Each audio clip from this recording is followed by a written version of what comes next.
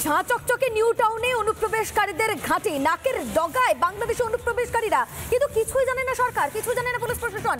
এই প্রশ্ন তো উঠছে, কি বলছেন এই বিষয় নিয়ে কেন্দ্রীয় শিক্ষা প্রতিমন্ত্রী এবং বিজেপি সাংসদ সুকান্ত মজুমদার, শোনাই আপনাদের।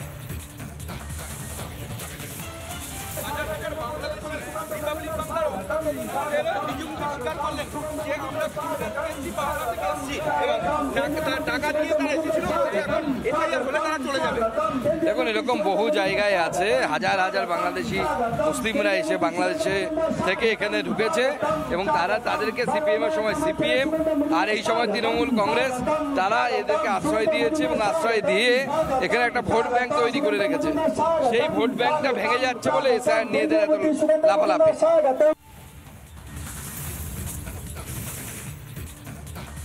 একেবারে যে ছবি দেখা যাচ্ছে, সুপার এক্সক্লুসিভ তথ্য রিপাবলিক বাংলা আপনাদের সামনে তুলে ধরছে।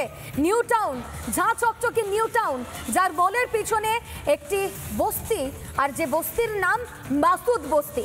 আর এই মাসুদ বস্তিতে থাকেন কারা? বাংলাদেশি অনুপ্রবেশকারীরা। কেউ আসছেন 8 বছর আগে, 10 বছর আগে, কেউ আসছেন আবার 2 বছর আগে, কেউ বলছেন এই তো কিছুদিন আগেই আমরা এসেছি।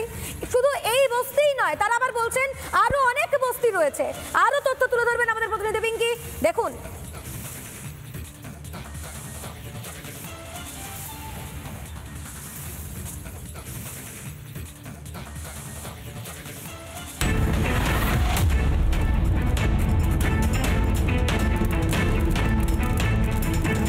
আরো কয়েকজন রয়েছেন, তাদের সঙ্গে আমি একটু কথা বলার চেষ্টা করব। যারা রয়েছেন, বলুন। লাইভে আছি বলুন। লাইভে আছি, বলুন।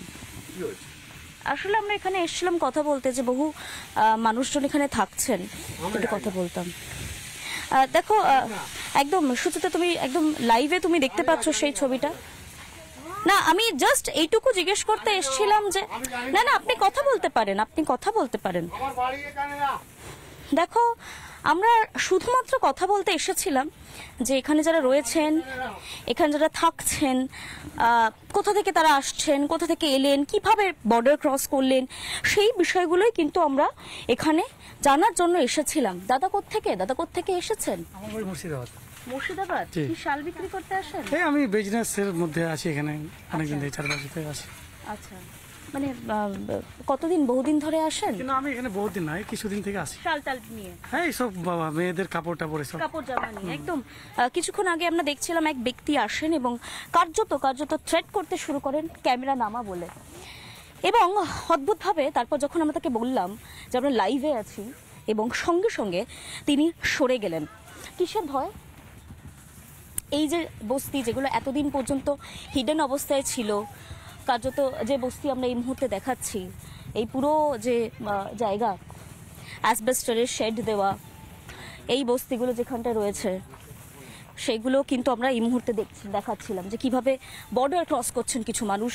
বর্ডার ক্রস করার পর এই রকম বস্তি তৈরি হয়ে যাচ্ছে রাতারাতি, এবং সেই বস্তি তৈরি হওয়ার পর সেই বস্তিতে মানুষজন থাকা শুরু করছেন, আসছেন, জীবিকা নির্বাহ করছেন, এবং কার্যত এখানে পাত্তারি নিয়ে বসে আছেন, এখানে বসে থাকছেন।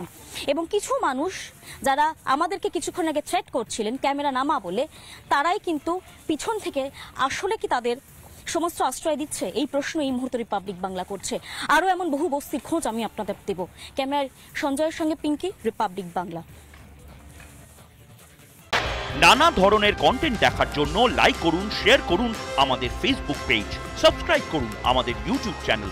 পাশাপাশি অন্যান্য ব্রেকিং নিউজের জন্য অবশ্যই চোখ রাখুন রিপাবলিক বাংলায়।